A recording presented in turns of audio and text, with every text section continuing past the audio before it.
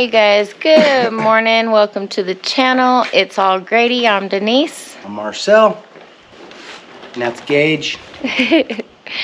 Hope everybody's having a great morning this morning. Well, you guys, we're in the basement and we're not going to be laying block today. What are we going to do today, babe? I believe we're going to build some temporary framing for our door and windows. Okay. So we just core filled and we installed our 1/4 inch plate steel. Right now what we need to do is just brace it up, because we're about to put 3 more layers of block on top of there and then core fill it. And when all that stuff is done and it's all sitting down on top of there, it holds that strong, right? Right. But in the meantime, there's nothing to hold it, and if it sags a little bit, Then our walls will sag. then the block will sag. So that would be a bummer. Alright you guys, so we have this lumber that we salvaged from our trailer demo. We're going to use this to brace up these windows and the door. And yeah, let's let these guys get started on it. 64 inches, which is perfect because that's what we started with down there, guys. And if it's 64 inches up here, it can only be like, it's not like this or like that. It's like that. All right, 64 inches, right? So these are going to be, this is going to be the beam that runs across, right? 64 inches. I'm going to take this 2x6. I'm going to cut 2 pieces at 64 inches. We're going to screw those suckers together.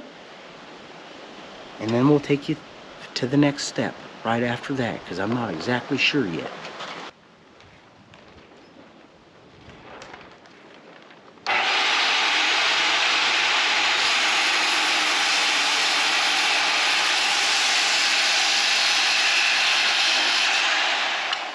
That's one of the header pieces. This is the other header piece.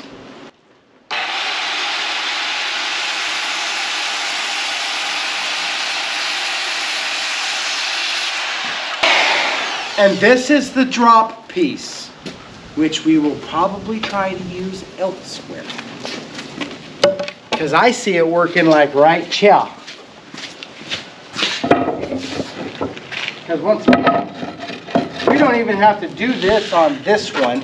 The reason I'm framing this one up this way, or not framing, I'm bracing this one up this way, is so we can continue to use the doorway in and out. Otherwise, I would just kick it right up in the middle, which is what we're going to do with the windows. We're gonna save some of our salvage lumber, cut it in half, and just do one kicker right in the middle, and that'll hold it all up. 'Cause that's 1/4 inch plate steel, man. That stuff's so strong. It's strong as steel, 1/4 inch thick. You think I'm joking?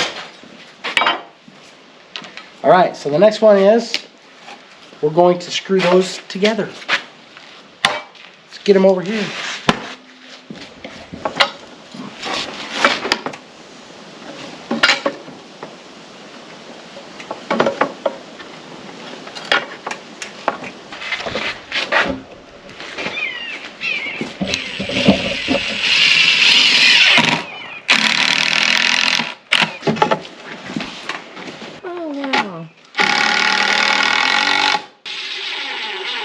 Ready? Yep.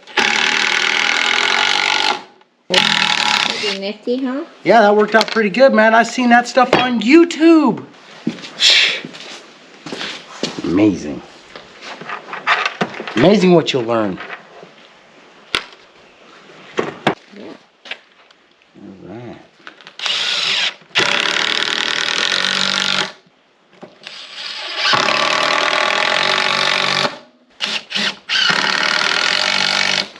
So we picked this side as our flush side now, yeah? And look at this side. Because if you try to do it with that, that would never work. These are all 2x6s from the same store, man. The same build, everything. That's how much different they are. So this is our flat edge. It'll go like that right there.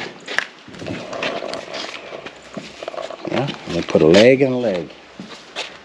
And the reason we're doing the door like this is because we want to be able to continue to use the door. Right? Makes sense. Yeah, I just want to push it up there real quick and see how she feels. Yeah, because if it needs to be trimmed up on one end, which probably will. I will want to know. I will want to know right quick. See that? Bam!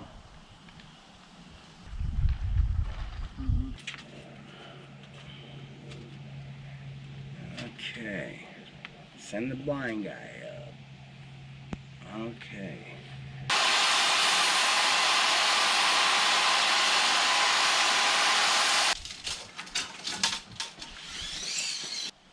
So something ain't right. Oh, yeah.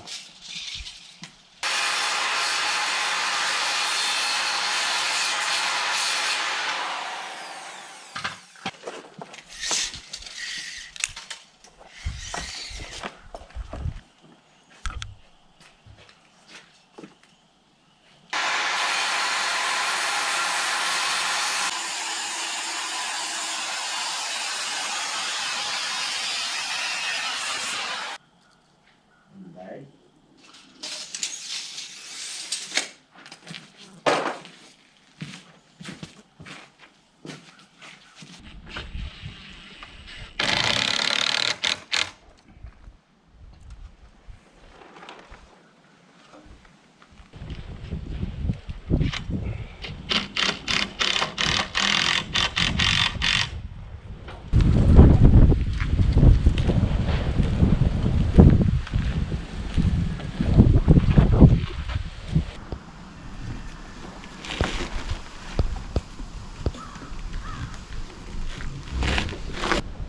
Make it 49.5. Got to be on the money too.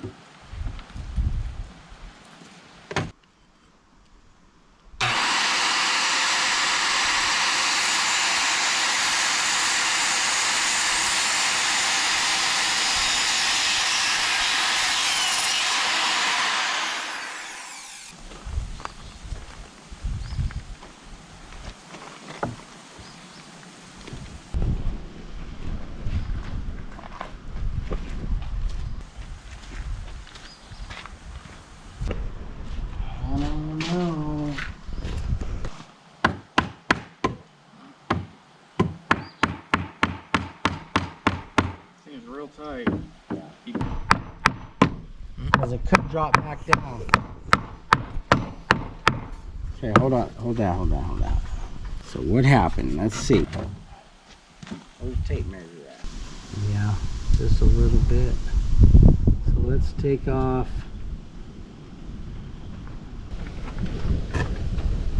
Oh man, hopefully I didn't just make that too. Say it again. I cut too much off. Just by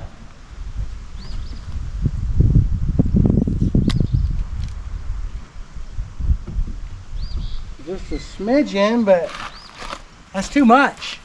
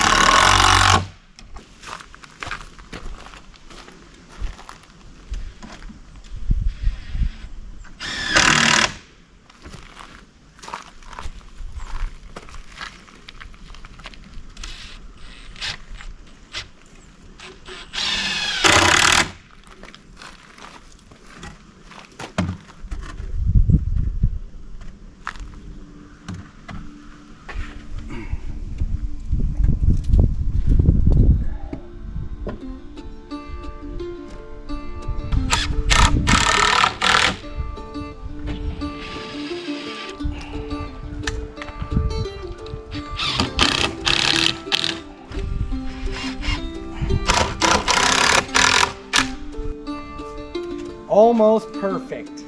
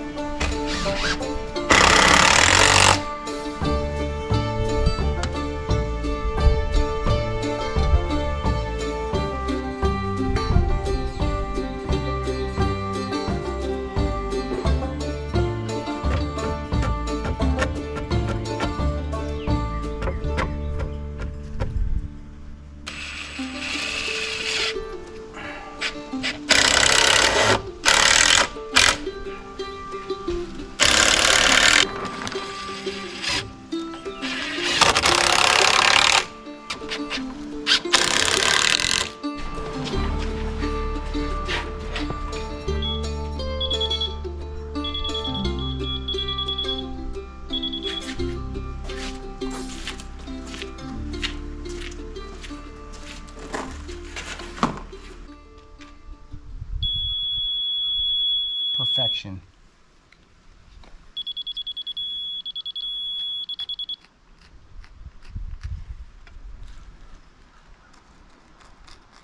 This is still like,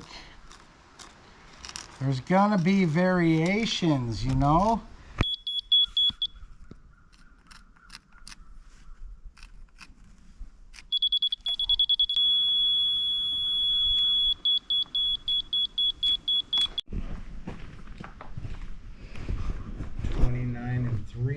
So that's like quite a bit different right there, baby cakes. Could be very little variations here and there. Look at that, 29 and an 8. That could very well just be, maybe I was a little bit crooked. I don't know, the pencil width. 29 and an 8, 29 and 3/8, 29 and an 8. Those are variations that are within margin. 29 and an 8. Yeah, I bet you if I went over there and remarked that sucker, it would be right on the money.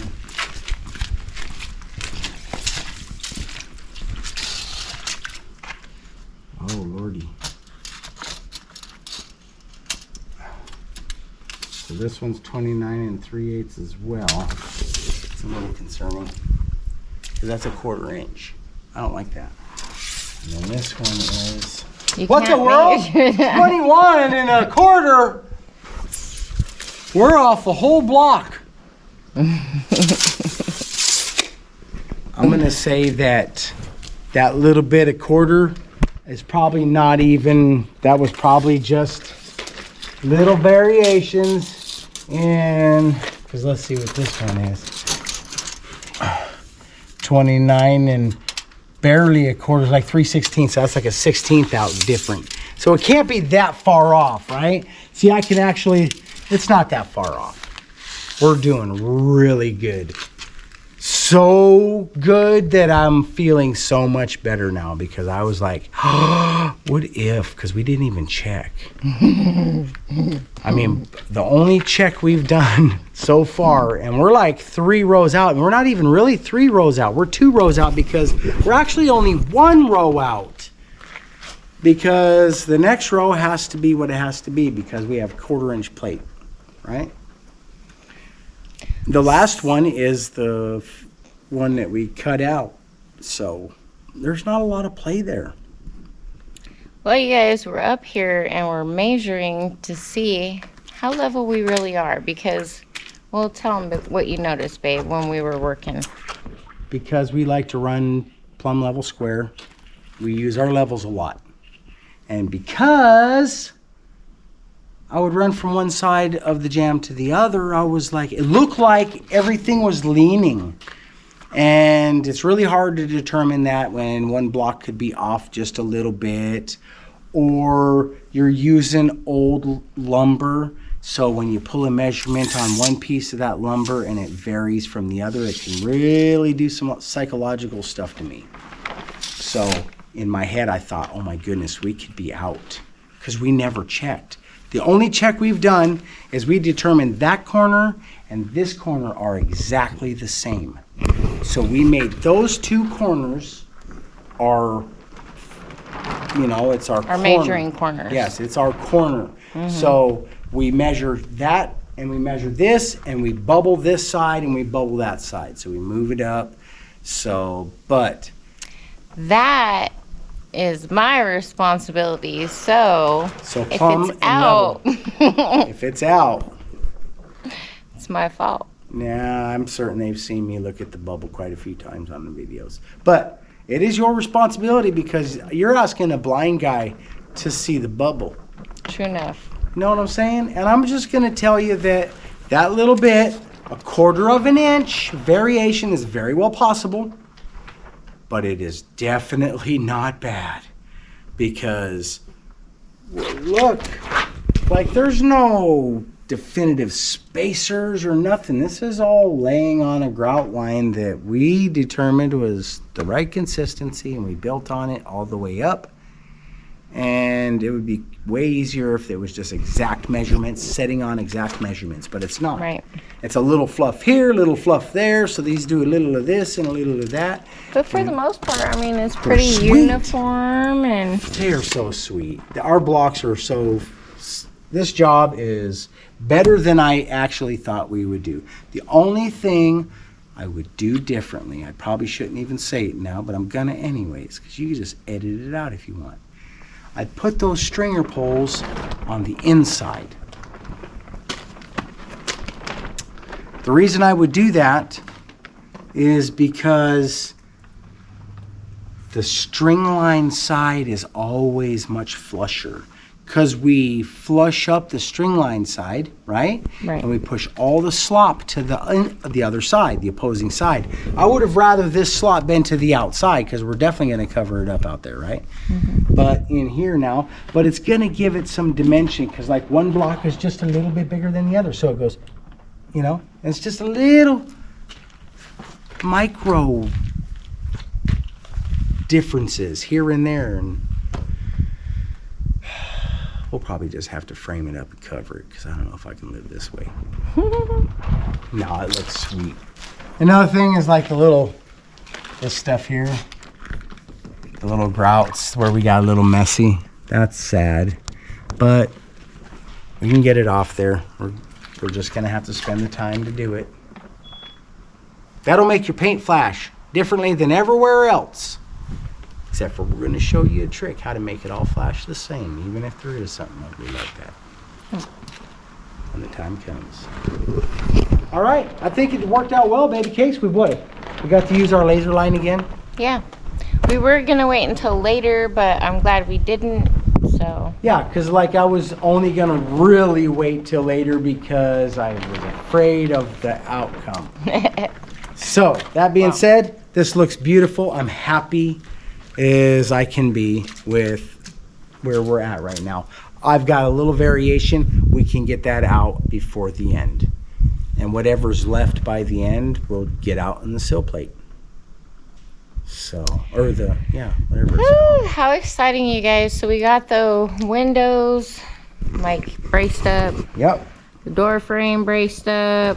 No, we reused lumber we salvaged from the trailer demo. We demoed this stuff out, then we used it for concrete forms. Oh yeah, that too. And after that, we used it for something else. I can't remember exactly what we've been using it, a lot of it, to hold our plastic down Oh yeah. on the top of this wall. So we've used it several times. We've used it several times already, and now I'm using it to brace up our steel plates. So Nice. there's no little bow. Soon as we get all the blocks on top and it's sitting down, We could take it off. then we could take it off because it'll hold that pressure will be even. Ooh. And it'll hold it right in place, so there will be no variation. 3 more rows. All right, 3 rows and 1 back wall. Oh yeah, because we're short on that back one. Yeah, Tomorrow is another great weather day. it is. And then they end. But that doesn't stop us. Like, who cares? We'll not put blocks when it's raining. The real challenge is going to come later anyways. Yeah. Because we got to decide, guys. Yesterday, last night, we kicked butt. Or we got our butts kicked. Whichever one happened. It was a combination of both. But we only did what I calculate as 5 block rows. Okay? We hand filled 5 block rows because each window is 1 full block worth of core filling. So right here you can see our half blocks. This edge is all filled up. So a combination of this side and that side is 1 block row all the way up worth, right? If that makes sense. We did 5 of them. And it whooped me to hand fill that. And we were contemplating on whether to hand fill this. We haven't bailed on that idea yet, but we may. I don't know. We'll see. Only time will tell. Yeah, and money. You just never know, man. Like we're starting to contemplate on whether we should core fill this entire thing because it's really not necessary. We could core fill all the structural cores and it would be totally legit. It would be strong as it could ever be. We might lose a little bit of that ground temperature effect, but I'm not even sure we would, guys, for real, because these blocks are 8 inches thick and we'll end up putting boards on the inside because if I don't fill this sucker up, we're gonna have to insulate. So there'll be a wall in here. That's a lot. That's like a foot. That's a lot. So I think we would still keep our ground temperature effect. Yeah? But I really want to core fill this whole thing. So that's really what we're shooting for. We just got to see price, man. We've seen some numbers for the premix. Holy smokes. One price was $10 a bag. We need 14 yards minus doors and windows. I haven't done that math yet. But if we core fill this entire thing, not minus the door and windows, it would be 14 yards. That's 44 bags per yard, 80-pound bags per yard. That gets expensive. That's as much as we paid for all the blocks. That's like $6,000, man. We can't afford that. So I don't know if concrete prices went up. We did find ours for $4.99 a bag, which is still pretty high for me for some reason. I just thought maybe it'd be a couple bucks, but we'll see. We'll see what that translates to for a truck or for us buying individual bags. So there's a dilemma that we're facing. We really did want to solidify this, but like Marcel said, it's not necessary. Code is every, how many cells? I think it's like every 4 feet. So it's every 5th cell, I believe. I went on every 5th cell, which so technically it was every 4th cell. Right. And then there was another one. But that's just my crazy math. I'd rather have more than not enough. Yeah. And I would fill every one of them. Yeah. So we got to figure out what is going to be most cost effective for that. Yeah, without compromising too much. Right. Like we're working on a budget here and we're 18 months into this game and prices really haven't gone down very much. So we've lived for 18 months. Yeah. And tried to do all this stuff. Getting down to the wire, guys. Yep, Getting down to the wire. Big decisions have to be made. These are big cost scenarios. Yeah. You know, just a few months ago, we paid $120 a yard of concrete from the mixed place. Yeah. So if we're not too far off from that, then we're not out of my realm. I think we would probably, if we shave out all the rest of the concrete that we're not actually going to need, like I did, it's 14 yards for 9'3", 14 rows high, 8-inch block. That's 14 yards per the calculator, right? But when you minus your window holes and your door hole, right, then that's probably a yard. So, but I also know that it is 3 bags. 80-pound bags per cell, guys. 3 80-pound bags. It's actually 3 and some change. So to go from the floor all the way up, that's 6 bags per block row. That is a lot of mixing. So me and the boy were getting it. Denise was doing her magic. She got us fed. That part's just not going to be for... That beat me to death. Yeah, I don't know if we could do more than just what's necessary. So we're going to discuss it some more and see if it's really what we want to do. Do we want to go the extra mile? Can we afford that extra mile? Yeah. You know. And if we decide to hand fill this, it will probably be because we've asked some friends for help. I think that with a few more hands and another mixer or two, it would not be that bad. Because we were doing 2 buckets per bag, which was half, it's a half a bag a piece. That's 40-pound buckets. It really wasn't that bad. What got me was the the rebar and the hammer drill.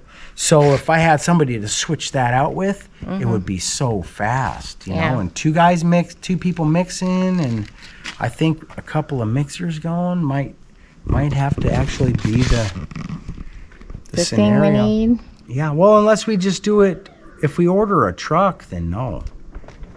I got 2 hammer drills. Seriously, we could seriously do 2 hammer drills going at once. I actually got more than that, but those are smaller ones. I got 2 big ones. And then we got the jackhammer. Man, it would take 2 guys to run the jackhammer, and whoever's That's holding that crazy rebar, now. man, I feel bad for you. But we could. But it'll probably just be the 2. I got 2 bulldogs, Bosch bulldogs. Yeah, we could do that. And that hammer feature on that piece of rebar, man, it worked beautifully. I was very impressed. These are solid. Can you tell? Listen. Now listen. Hear the echo? Then keep on and knocking, but you can't come in. See? Ready? And then ready? Boom, boom, boom. All right, everyone. If you guys are enjoying our content, please be sure to give us a big thumbs up. Ring that notification bell. Share our videos. Heck yeah. I'm serious. That's what I do. For real. And Thanks for watching, guys. we'll see you on the next one. Bye. Peace. Bye.